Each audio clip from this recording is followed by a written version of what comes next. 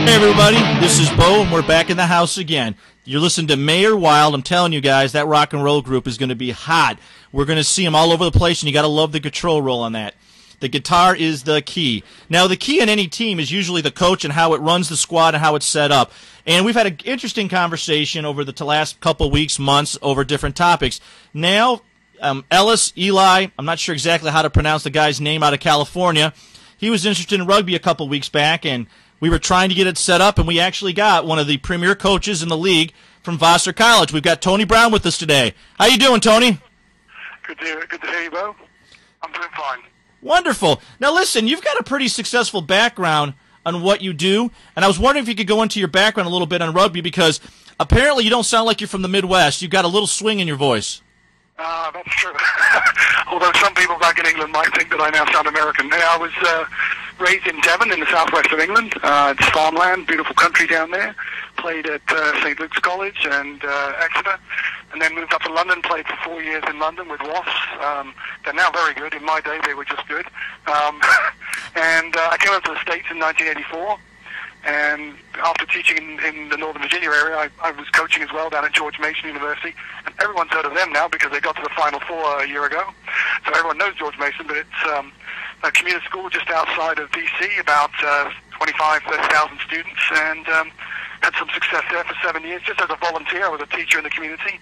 And then in 95, Vassar College up in Poughkeepsie, New York, they advertised for a full-time coaching job. So I took that job in 95, and I've been here for the last 12 years, coaching both the men's and women's rugby programs here at Vassar.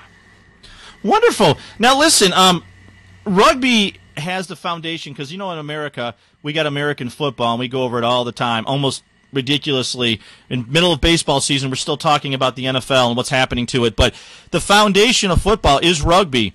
And in Europe, rugby is pretty big, if I'm not mistaken.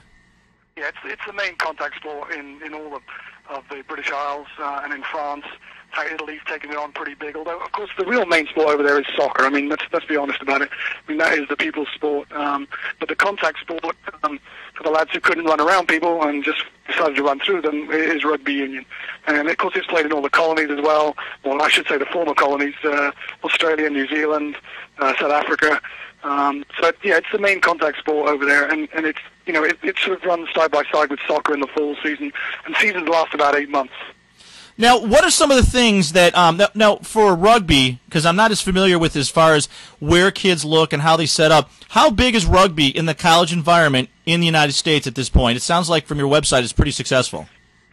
Yeah, no, the U.S. is really well organized. There's a national championship, and colleges can elect to be in either Division 1, 2, or 3. On the men's side, the top programs are Cal Berkeley and Brigham Young and Penn State. On the women's side, it's Penn State women, who are the national champions this year, and Stanford.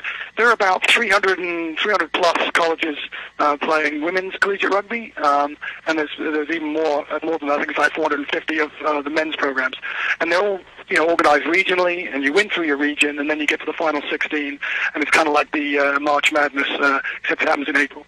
And you play the final round of 16, go to quarterfinals, semis, and a final. So it's actually pretty well organized. Now, 99% of the programs are club sport programs, so they're run with some help from the university or college. The students run it, you know, some great student leadership, you know, and in addition to that, you've got 4 or 5 programs that are actually varsity programs. And what's interesting here is you got dual ship title there. You do men's and women's program, if I'm not mistaken.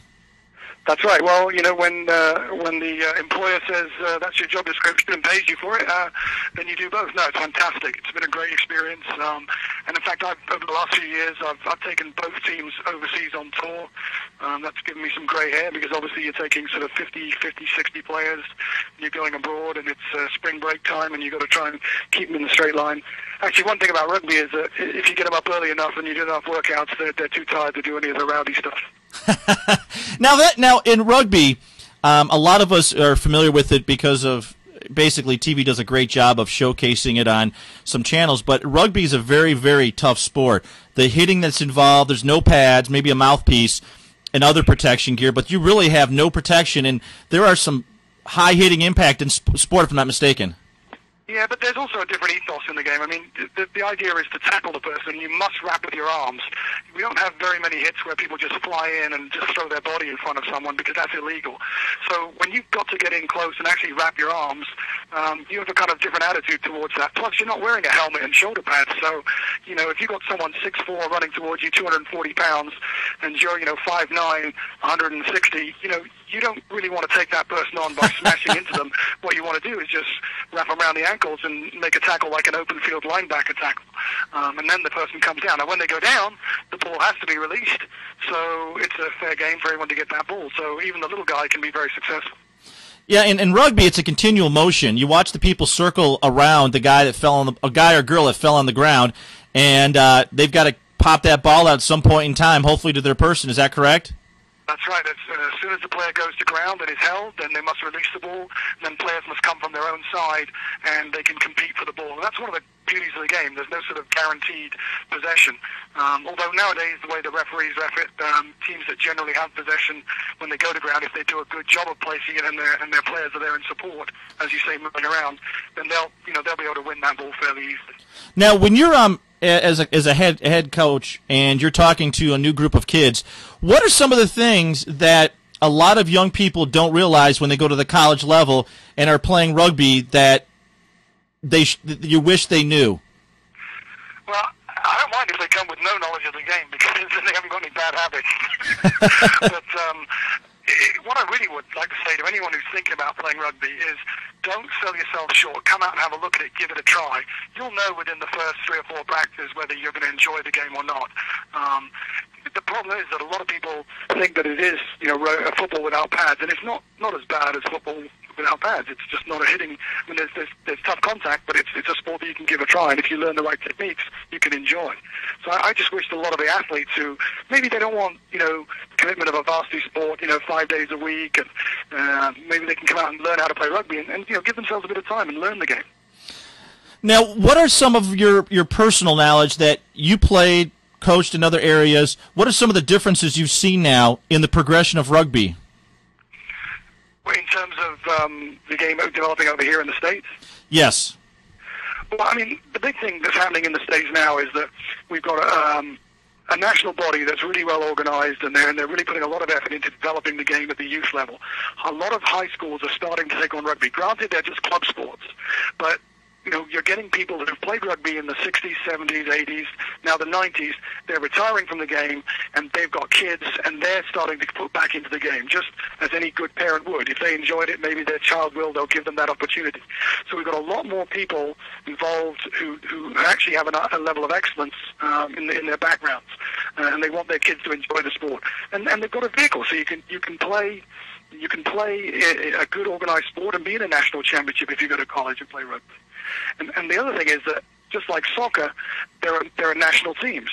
The USA Rugby has now grade-level teams at under 17 years old, under 18 years old, under 19, and under 20.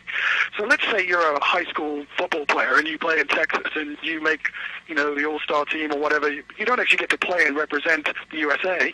Whereas if you play rugby, you could get through the tryouts and you could end up going with the U.S. national under-20 team, and you go and play in South Africa or New Zealand or Australia, and you get to represent the U.S. So what a great vehicle for youngsters to achieve excellence and feel real pride in representing the U.S. I think that's a really good point right there. Is there's other avenues, and this is why we wanted you definitely to have on the show.